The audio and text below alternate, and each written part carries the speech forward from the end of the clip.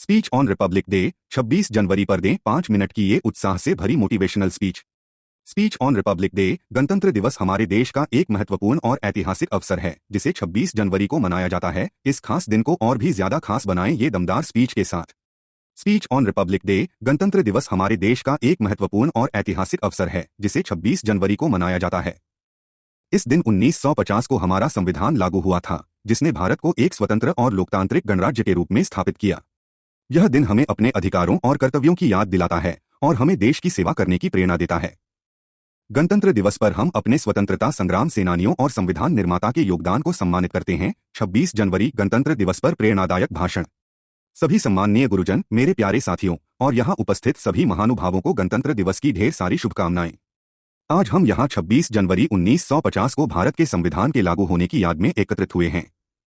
यह दिन हमारे देश के लिए एक ऐतिहासिक दिन है क्योंकि इसी दिन भारत ने खुद को एक स्वतंत्र गणराज्य के रूप में स्थापित किया।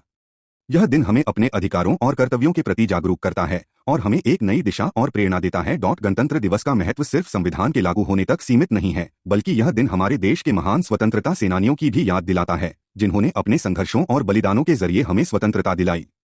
भगत सिंह, चंद्रशेखर आजाद, सुभाष चंद्र बोस, महात्मा गांधी जैसे महान व्यक्तित्वों ने हमें अपने देश की सेवा में पूरी निष्ठा, बलिदान और कर्तव्य निभाने का पाठ सिखाया।